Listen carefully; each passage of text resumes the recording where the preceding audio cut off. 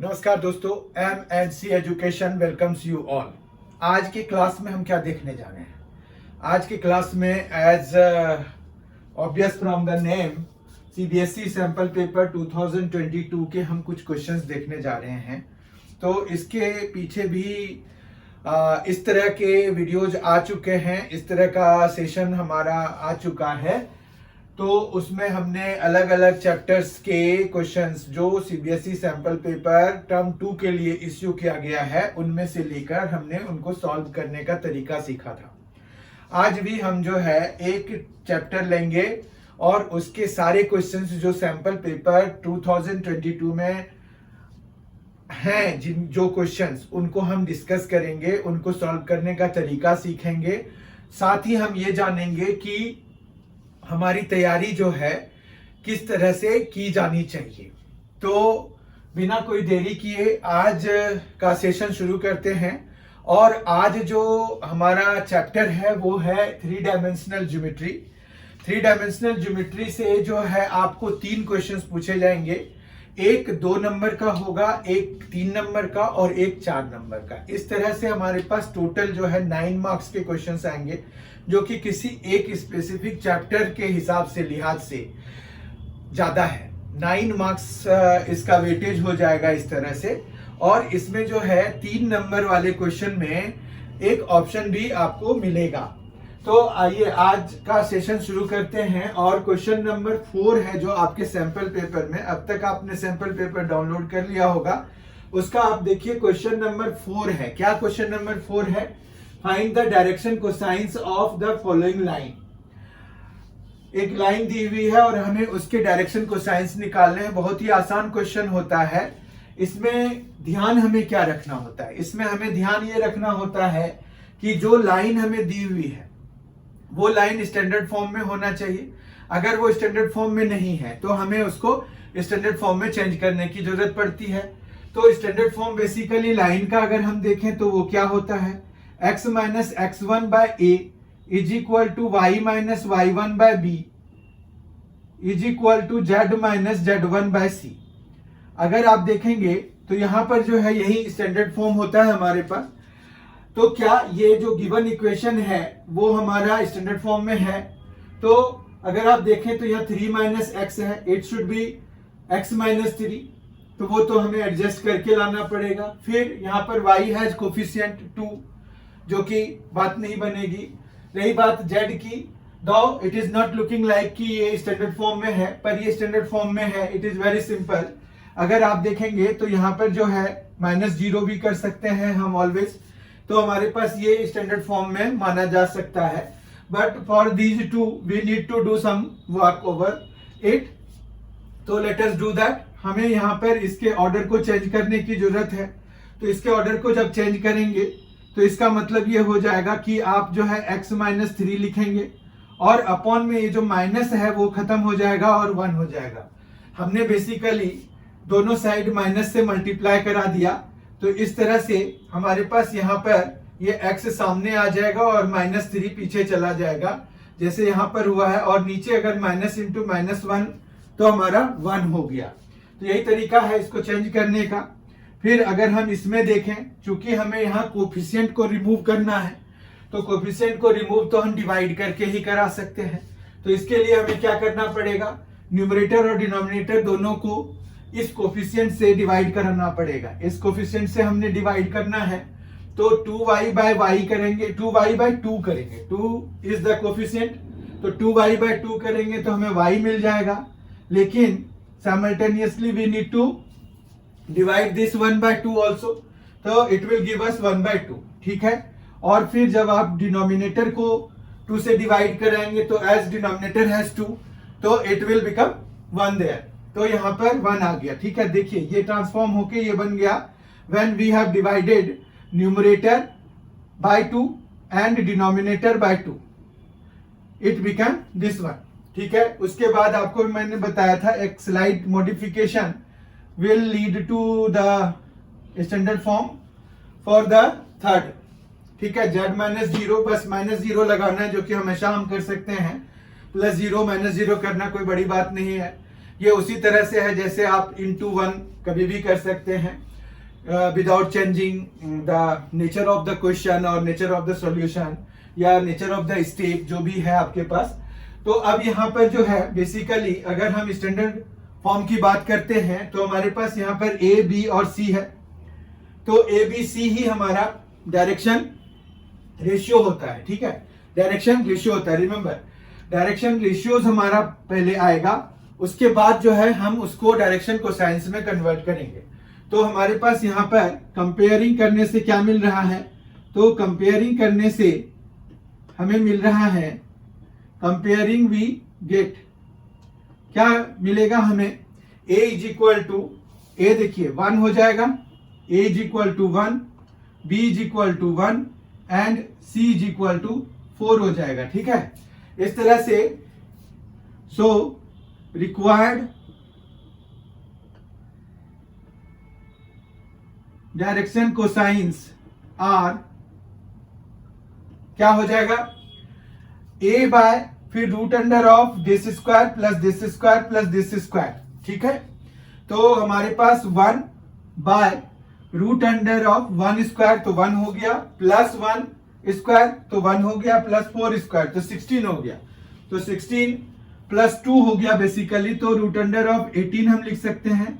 ये भी 1 by root under of 18 हो जाएगा, जबकि ये 4 बाय रूट अंडर ऑफ 18 हो जाएगा। फिर 18 को हम 3 रूट 2 लिख सकते हैं, तो हम इसको और चेंजेस करके 3 रूट 2 लिख देते हैं, यहां पर भी 3 रूट 2 लिख देते हैं और यहां पर भी 3 रूट 2 लिख देते हैं। आई होप आपको इसका एक्सप्लेनेशन बहुत अच्छे से समझ में आ गया होगा।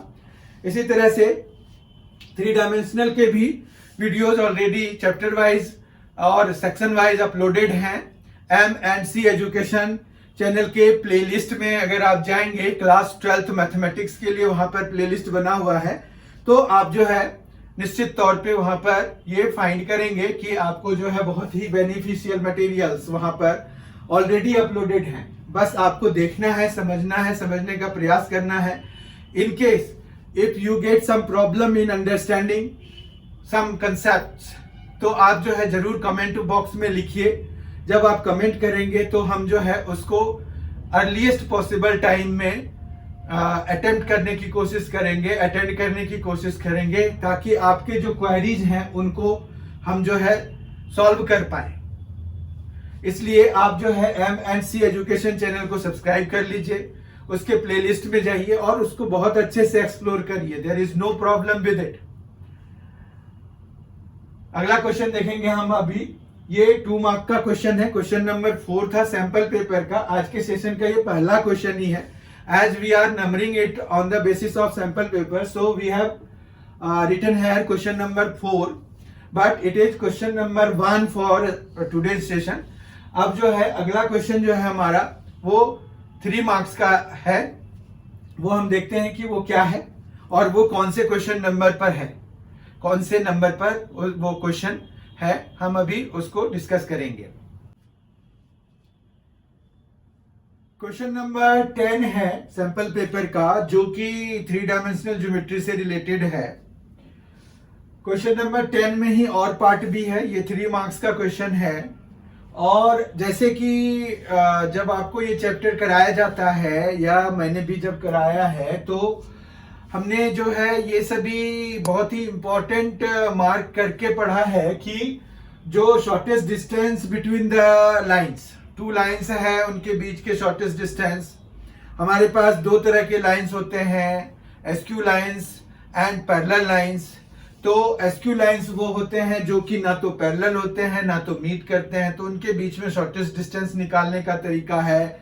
और इसके डिफरेंट एक तरीका है जब हम 2 पैरेलल लाइंस के बीच का डिस्टेंस निकालते हैं, तो उसके लिए फॉर्मूला होता है और ये सभी आपको बताया जाता है, इसमें कोई 2 राय नहीं है। जिन्होंने भी आपको कराया होगा तो उन्होंने शॉर्टेस्ट डिस्टेंस बिटवीन 2 लाइंस को बहुत ही इंपॉर्टेंट मार्क किया होगा और कहा होगा बेटा रट ले, बेटी रट ले। तो आपने अगर नहीं रटा है तो अब रट लीजिए।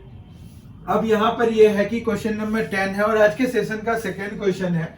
शॉर्टेस्ट डिस्टेंस हमें निकालना है। इसमें मेनली एक फॉर्मूला होता है, वो कामयाब हमें जो है उसी को यूज करना होता है। तो उसके लिए हमारे पास सबसे पहले देखिए कि हाउ आई हैव डिसाइडेड कि ये जो क्वेश्चन है, ये जो लाइंस के इक्वेशंस दिए हुए हैं ये पैरेलल लाइंस हैं। तो पैरेलल लाइंस के लिए जैसे देखेंगे तो ये जो है डायरेक्शन वेक्टर होता है आपके पास किसी भी लाइन में, ये जो लैम्डा के साथ यूजुअली होता है और म्यू के साथ होता है, पर इन्होंने एस और टी यूज किया हुआ है। तो as lambda and mu are not that much कि भाई वही यूज करना है, तो हम एस टी या कोई भी ऐसा अल्फाबेट यूज कर सकते हैं जो यहाँ पर ऑलरेडी यूज्ड नहीं है। तो ऐसे भी हम कैप लगा रहे हैं तो even if we use I and J तो भी काम करेगा, के तो भी काम करेगा, कोई प्रॉब्लम नहीं है, क्योंकि ये बाकी सभी पे तो हमने कैप लगा रखे हैं। तो हम कोई भी अल्फाबेट आर्बिट्रेरली यूज कर सकते हैं, लेकिन लैम्डा और म्यू ज्यादातर यूज होते हैं। इन्होंने एस एंड टी यूज किया हुआ है, तो एस एंड टी भी एनसीईआरटी के बुक में आप देखेंगे कि एक क्वेश्चन में था ऐसा। तो वो तो कोई बात नहीं है, that is not an issue. आप लोग काफी समझदार हैं, अब तक काफी समझ में आ गया होगा। यहाँ पर हमें डिसाइड करने का सीखना है कि कोई भी दो लाइंस अगर हमें दिए हुए हैं तो हम कैसे डिसाइड करेंगे कि वो जो लाइंस हैं वो पैरेलल हैं या एस्क्यू लाइंस हैं। पैरेलल लाइंस हैं या एस्क्यू लाइंस हैं, उसके लिए हमें ये पता करना पड़ता है कि जो ये डायरेक्शन वेक्टर्स हैं, ये डायरेक्शन वेक्टर्स जो है हमारे वो पैरेलल तो नहीं है या कहिए कि सेम तो नहीं है। अगर आप ध्यान देंगे तो इनमें से अगर 2 निकाल लें तो हमारे पास ये सेम बचेगा। देखिए यहां से 4 से 2 अगर हम निकाल लेंगे तो यहाँ पर 2i कैप बचेगा, यहाँ पर सिर्फ j कैप बचेगा और जबकि यहाँ पर k कैप बचेगा, ठीक है। और ये t के साथ हम कभी भी मिला सकते हैं। तो इस तरह से अगर देखिए तो ये और ये दोनों सेम हो गए, यानी कि ये पैरेलल लाइंस हैं, ठीक है। अब हम जो है पैरेलल लाइंस में से क्या लेते हैं, हमारे पास A1 तो यही है, इसको हम A1 लिखेंगे, A1 वेक्टर लिखेंगे क्योंकि ये पॉइंट है। इसी तरह से इसको हम A2 वेक्टर लिखेंगे, ये A2 पॉइंट बन गया, और B वेक्टर हम इस वाले वेक्टर को ले लेंगे, ठीक है। तो हमारे पास जो शॉर्टेस्ट डिस्टेंस का फॉर्मूला होता है वो होता है SD is equal to A2 minus A1, A2 minus A1 cross B by mod B, ठीक है। बहुत ही सिंपल फॉर्मूला है, और होल मॉड लगा देते हैं कि कहीं हमारा नेगेटिव आंसर ना आ जाए। नेगेटिव आंसर आएगा तो चूंकि डिस्टेंस हम निकाल रहे हैं तो ऐसे भी हमें माफी मांग के फिर से लिखना पड़ेगा कि भाई distance can not be negative, so we take the positive value. अब यहाँ पर जो जो कंपोनेंट्स हैं वो सारे निकालने पड़ते हैं। A2 माइनस A1 निकालिए, देखिए A2 माइनस A1 जब निकालेंगे तो I माइनस I खत्म, J माइनस J खत्म, 2K और ये प्लस के हो जाएगा, माइनस है ऑलरेडी तो माइनस और माइनस मिलके प्लस हो जाएगा तो 3K। तो A2 माइनस A1 से क्या मिल गया आपको, 3K कैप मिल गया। ये हमें A2 माइनस A1 की जगह पे आया, ठीक है। अब B वेक्टर तो हमें लेना है यही 2i cap plus j cap plus k cap, और अपॉन में मॉड ऑफ B है, मॉड ऑफ B वेक्टर। तो B वेक्टर हमने ये लिया हुआ है, तो हमारे पास रूट अंडर होता है 2 स्क्वायर हो जाएगा तो 4 लिख देते हैं, प्लस फिर 1 और 1 तो 1 स्क्वायर 1 हो जाएगा, 1 स्क्वायर 1 हो जाएगा, तो रूट 6 विल कम, ठीक है। और मॉड तो आप डाल ही दीजिए, यहाँ पर कोई उसमें दिक्कत नहीं है। अब यहाँ पर हमारे पास जो है, जब दो वेक्टर्स का क्रॉस प्रोडक्ट निकालते थे तो हमें जो है डिटर्मिनेंट बनाने की जरूरत होती है, पर क्या हम यहाँ पर भी डिटर्मिनेंट बनाएंगे, जरूरी नहीं है। कारण ये है कि हमें जो दूसरा वेक्टर है ये बड़ा छोटा सा है, उसमें सिर्फ k वाला टर्म है, तो हम जो है 3k वेक्टर को सीधा हम i कैप के साथ मल्टीप्लाई करा देते हैं, तो k i है तो हमारा j आ जाएगा क्रॉस में, तो 3 2 जा 6 हो गया, यहाँ पर ऐसे चलता है 3 2 जा 6 हो गया, k क्रॉस i जो है वो अगला मतलब j हो जाएगा, ठीक है। तो 6j कैप हो जाएगा।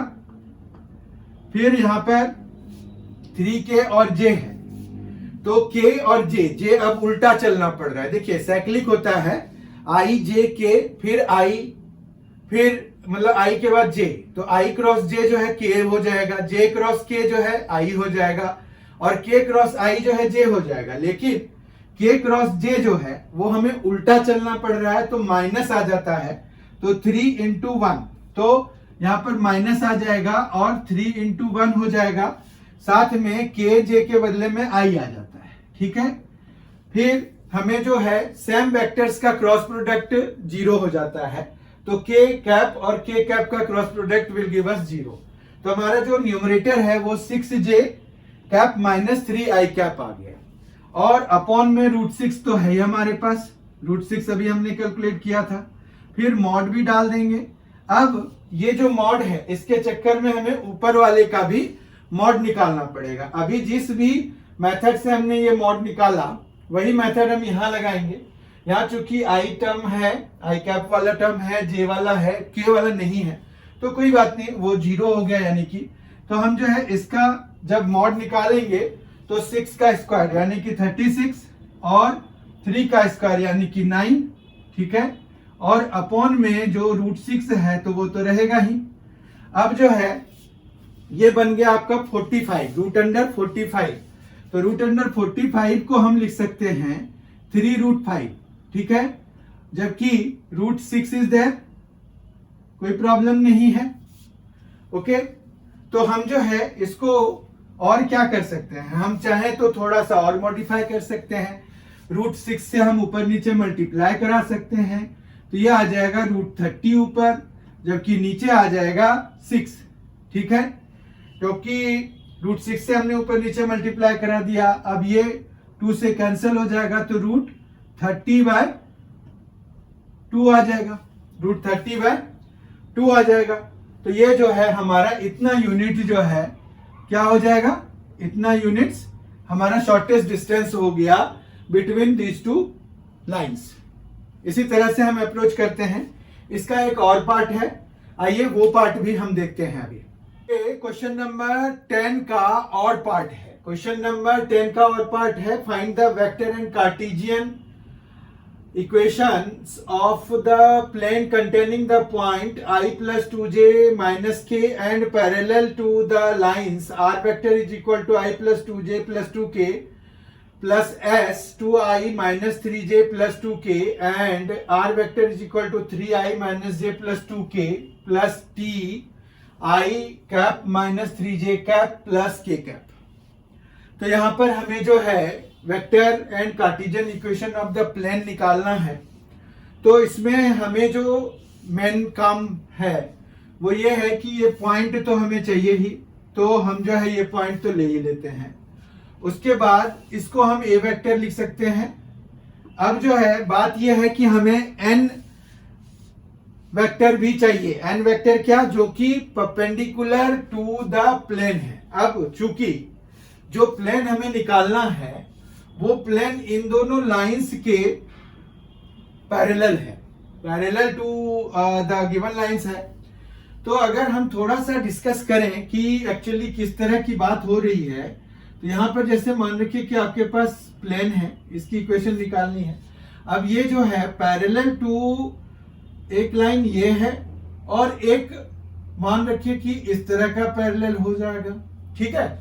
तो हमारे पास इन दोनों के पैरेलल है ये प्लेन, ठीक है। तो इस पर जो नॉर्मल होगा वो इन पे भी नॉर्मल होगा, बात समझ रहे हैं।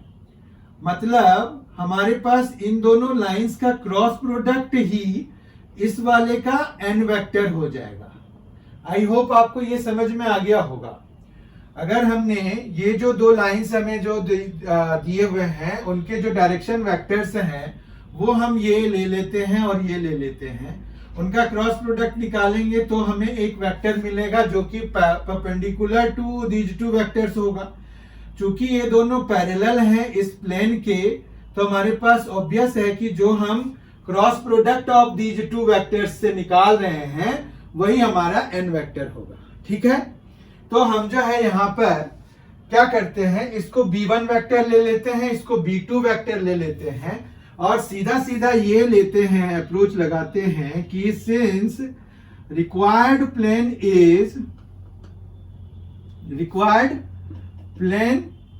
Is parallel to the above two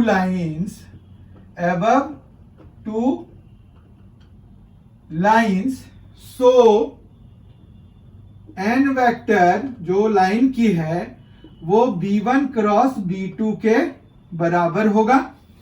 और b1 क्रॉस b2 के लिए हम फिर यहां पर i cap, j cap, k cap और फिर ये 2 -3 2 1 -3 और 1, इस तरह से i कैप के साथ -3 + 6 -3 + 6 तो 3 हो जाएगा।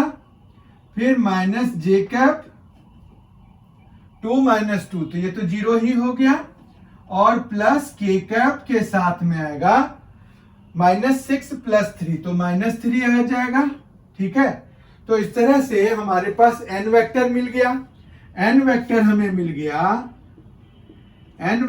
गया हमें 3i कैप -3 k कैप। ठीक है, बहुत ही सिंपल मिल गया हमें। तो ये n कैप मिल गया, पॉइंट हमें दिया हुआ है, तो रिक्वायर्ड वेक्टर इक्वेशन हमें निकल जाएगा। रिक्वायर्ड वेक्टर इक्वेशन हमें निकल जाएगा, वो निकलेगा r - a और dot n vector is equal to 0। ठीक है, तो ये आ गया हमारे पास r - a, तो r तो r ही रहेगा, माइनस a है हमारे पास i + 2j -k, i + 2j -k, और ये का डॉट प्रोडक्ट हो जाएगा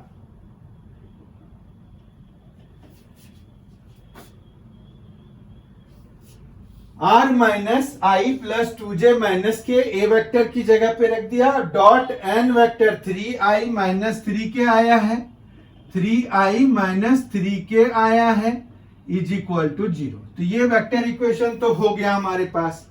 अब कार्टेशियन इक्वेशन अगर हमें लिखना है तो हम जो है क्या करेंगे, तो एक इसको और थोड़ा बढ़ा देते हैं, मतलब हम इसको r डॉट 3i - 3k कर लेते हैं और फिर माइनस इन दोनों का डॉट प्रोडक्ट करा देते हैं। तो डॉट प्रोडक्ट में आपको पता है कि जो i कैप का कोफिशिएंट्स है, j कैप के कोफिशिएंट्स है, आपस में k कैप के कोफिशिएंट्स आपस में मल्टीप्लाई होते हैं और प्लस करके हम डॉट प्रोडक्ट निकालते हैं। तो यहाँ पर माइनस साइन तो चलो ये वाली जो है यहाँ पर आ गई, तो i 3i तो यहाँ पर 3 हो जाएगा, फिर 2j वाला है नहीं तो खत्म हो जाएगा, -k और -3k है तो +3 हो जाएगा। ठीक है, इज इक्वल टू 0 हो गया। तो इस तरह से we have vector equation r vector dot 3i - 3k is equal to 6 हो जाएगा, क्योंकि ये 3 + 3 6 हो जाएगा। तो ये वेक्टर इक्वेशन हो गया हमारे पास। ठीक है, ये वेक्टर इक्वेशन आ गया। अब जो है कार्टेशियन इक्वेशन के लिए वेरी सिंपल थिंग, क्या करते हैं हम, r वेक्टर को हम xi cap plus yj cap plus zk cap लिख सकते हैं, और फिर जब डॉट प्रोडक्ट कराएंगे तो हमारे पास 3x - 3z is equal to 6 आ जाएगा। तो हम जो है यहां पर कार्टेशियन इक्वेशन के लिए स्पेस बना लेते हैं। कार्टेशियन इक्वेशन हो जाएगा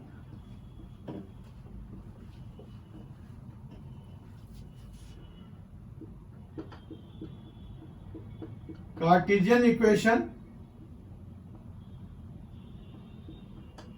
इज व्हाट, ये हो जाएगा 3x - 3z is equal to 6, या फिर x - z is equal to 2। ठीक है, इस तरह से हमने यहाँ पर वेक्टर इक्वेशन और Cartesian equation as desired by the question निकाल लिया। ठीक है, आपको समझ में आ गया होगा अच्छी तरह से। अब हम इस चैप्टर का जो सैंपल पेपर में क्वेश्चन है 4 मार्क्स का वो देखेंगे और वो लास्ट क्वेश्चन होगा। तो इस तरह से 9 मार्क्स के क्वेश्चंस पूछे जाएंगे आपको 3 डायमेंशनल ज्योमेट्री चैप्टर से टर्म 2 के एग्जामिनेशन में। आइए हम नेक्स्ट क्वेश्चन देखते हैं। सैंपल पेपर का क्वेश्चन नंबर 13 है जो कि 4 नंबर के लिए आएगा। 13 क्वेश्चंस पूछे जाएंगे आपको कि 14। सैंपल पेपर में देखिए कितने क्वेश्चंस पूछे जाएंगे तो आपको पता चल जाएगा। तो यहाँ पर 13th क्वेश्चन सैंपल पेपर में जाइए। 13 क्वेश्चन देखिए। Find the foot of perpendicular from the point 1 to 0 upon the plane x minus 3y plus 2z is equal to 9. Hence find the distance of the point 1 to 0 from the given plane. इस question को देखिए अगर तो आपको जब भी 3 dimensional geometry बताया जाता है, कोई भी बताते हैं, तो आपको ये क्वेश्चंस, इस तरह के क्वेश्चंस फुट ऑफ परपेंडिकुलर निकालने वाले from a point on the plane बहुत ही इंपॉर्टेंट मार्क कराते हैं। Very very very very important इस तरह से बोलते हैं। तो अगर आपने उनकी बात को इग्नोर कर दिया अभी तक तो दिक्कत है। अगर आपने माना है तब तो आपको अच्छे से समझ में आ ही रहा होगा। और अगर आपने चलो अब उस समय इग्नोर कर दिया तो अब आप सब समझ जाइए कि जो टीचर बोलते हैं वो सही बोलते हैं। ठीक है, तो टीचर को फॉलो कीजिए। आप टीचर को फॉलो करेंगे तभी आप चीजों को समझ पाएंगे। इसमें एरोगेंस दिखाने वाली कोई बात नहीं होती। और टीचर अपने तौर पर तो अच्छा ही कराने का प्रयास करते हैं। ऐसा जरूरी नहीं है कि मतलब टीचर जो है खराब होते हैं। टीचर अच्छे ही होते हैं हमेशा। कोई भी टीचर ट्राई करता है कि हम जो है बच्चे को अच्छे से समझा पाए कोई भी चीज। And same thing I am trying to do. चलिए, अगर आपको समझ में आ रहा है तो यानी कि मुझे सक्सेस मिल रहा है। अगर आपको समझ में नहीं आ रहा है किसी कारणवश तो आप कमेंट बॉक्स में लिख सकते हैं। मैं उसे और अच्छे से समझाने का प्रयास करूंगा। पर अगर बिल्कुल भी समझ में नहीं आ रहा है तो एक तरह से ये मेरा फेलियर है कि मैं अपने मैसेज को आप तक नहीं पहुंचा पा रहा हूं ड्यू टू सम पता नहीं। लेकिन I am trying to give my 100%। तो क्वेश्चन नंबर 13 है find the foot of perpendicular from the point. तो यहाँ पर 2 पार्ट्स हैं। एक तो हमें फुट ऑफ परपेंडिकुलर निकालना है। Once we got the foot of perpendicular तब फिर तो हमें डिस्टेंस फॉर्मूला ही लगाना है। डिस्टेंस बिटवीन 2 पॉइंट्स हम लगा देंगे और हमें distance of the point 1 to 0 from the given plane मिल जाएगा। तो हमें जो है यहाँ पर फुट ऑफ परपेंडिकुलर निकालने के लिए क्या करना पड़ेगा, अगर उस चीज को देखें तो यहाँ पर मान रखिए कि हमारे पास एक प्लेन है। ठीक है, तो प्लेन पे फुट ऑफ परपेंडिकुलर यहां से मान रखिए यहाँ पर जो है पॉइंट है हमारा 1 to 0। इससे हमने फुट ऑफ परपेंडिकुलर डाला यहाँ पर। ठीक है, तो ये 90 डिग्री बनना चाहिए। फुट ऑफ परपेंडिकुलर का यही मतलब होता है। तो अब जो है इस पॉइंट को आप कुछ भी मान लीजिए, ए बी सी मान लीजिए, कोई दिक्कत नहीं है। आप एक्स वाई जेड भी मान सकते हैं। पर एक्स वाई जेड चूंकि यहाँ पर होता है तो we try to avoid that. हम x1 y1 z1 भी मान सकते हैं। But then again we will have some problems of putting the subscript every time. So it will be better if we suppose it A B C. ठीक है, ए B सी हमने suppose कर लिया। अब जो है इसको नाम दे दीजिए, इस पॉइंट को P दे दीजिए, M दे दीजिए। Again these 2 names are arbitrary. आप कोई भी नाम अपने चॉइस का चूज कर लीजिए। हम जो है PM वेक्टर निकाल लेते हैं। PM वेक्टर क्या निकलेगा? PM वेक्टर निकलेगा A - 1 I cap, A - 1 I cap, फिर निकलेगा B - 2 J कैप और फिर निकलेगा C - 0 या सिंपली C K कैप। ठीक है, तो ये हमारा PM वेक्टर निकल गया जो कि फुट ऑफ परपेंडिकुलर और जो गिवन पॉइंट है उनको ज्वाइन करके जो वेक्टर हमने बनाया उससे निकला। ठीक है, फिर दूसरा देखिए, आपको जो ये प्लेन की इक्वेशन दी हुई है उससे हम नॉर्मल वेक्टर कैसे निकालते हैं।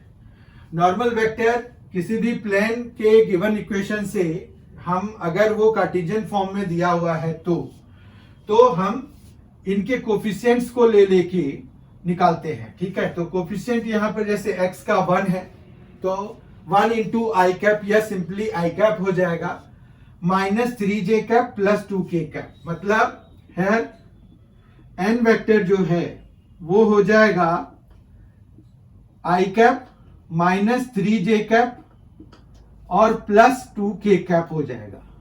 ठीक है, इतना समझ में आ गया।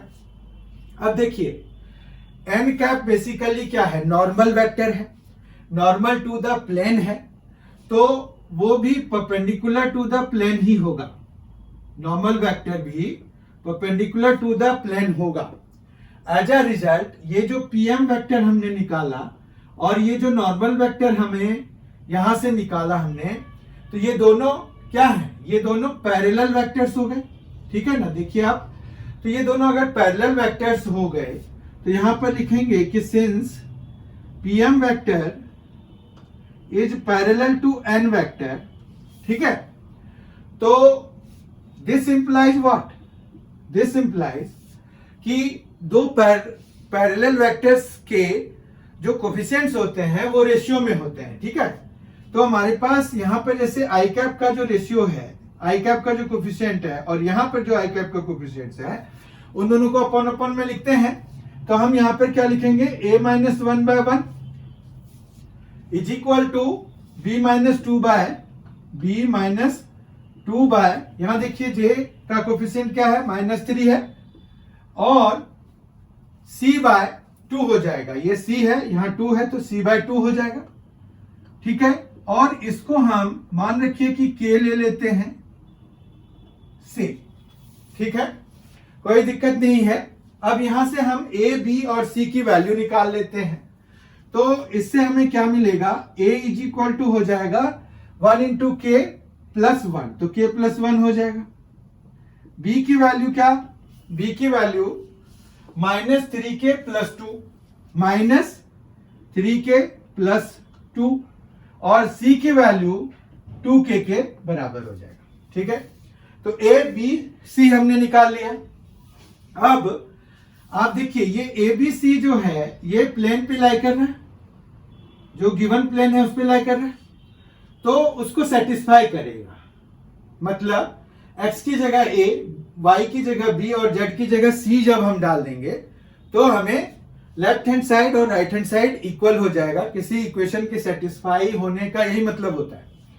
तो हम जो है यहां पर ये लिख सकते हैं कि since A B C lies on the given plane, hence क्या होगा, x, तो x की जगह पे k प्लस 1 -3 इंटू y की जगह पे -3k प्लस 2 एंड 2z, तो plus 2 into 2k and is equal to 9। Now we will solve it for k के लिए हम सॉल्व करेंगे। तो this implies k plus 1 plus 9k -6 plus 4k is equal to 9। ठीक है, और as a result k 9k 10k plus 4k तो 14k हो जाएगा। 1 -6 तो -5 इधर जाएगा तो 14, 9 प्लस 5 हो जाएगा तो 14 हो जाएगा। तो k इज इक्वल टू 1 आ गया। ठीक है, k इज इक्वल टू 1 आ गया। k इज इक्वल टू 1 आने से खुश होने की जरूरत नहीं है। कई बार क्या होता है कि आपके पास k बहुत अच्छी वाली वैल्यू आ जाता है, लेकिन वो गलत होता है। तो आप जरूर एक बार चेक कर लीजिएगा कि आपका सही आया है कि नहीं, क्योंकि यहाँ पर कई बार 1/2 सही होता है, 1 गलत हो जाता है। तो चेक कर लेना ठीक रहता है। और भी चेक के लिए हमारे पास मेथड्स होते हैं, वी विल सी। यहाँ पर k इक्वल टू 1 जो है हमें आ गया है, तो हम अब इस वैल्यू को ए, बी और सी में डालेंगे तो हमें फुट ऑफ परपेंडिकुलर आ जाएगा। ठीक है, तो रिक्वायर्ड फुट ऑफ परपेंडिकुलर हमारे पास आ जाएगा। क्या लिखेंगे हम उसके लिए? रिक्वायर्ड फुट ऑफ परपेंडिकुलर के लिए यहां पर हम ऐसे लिख सकते हैं,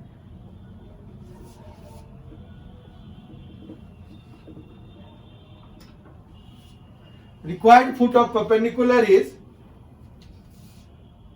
so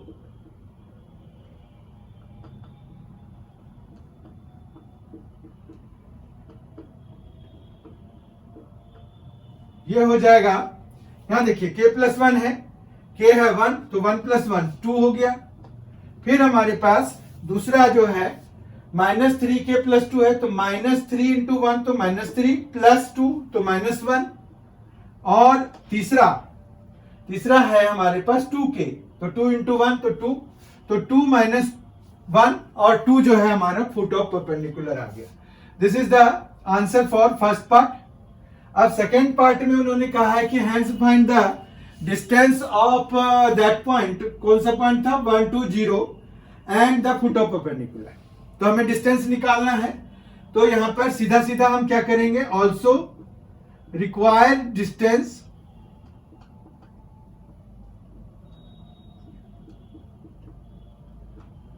between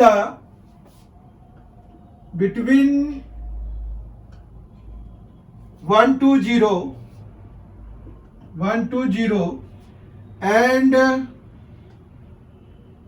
foot of perpendicular is क्या होगा? Root under of 2 minus 1 whole square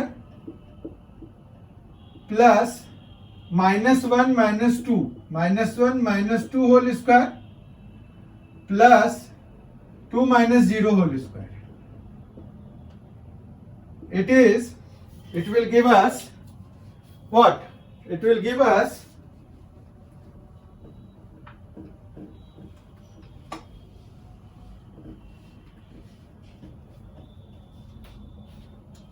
2 minus 1 square is 1, minus 3 square is 9 and 2 square is 4.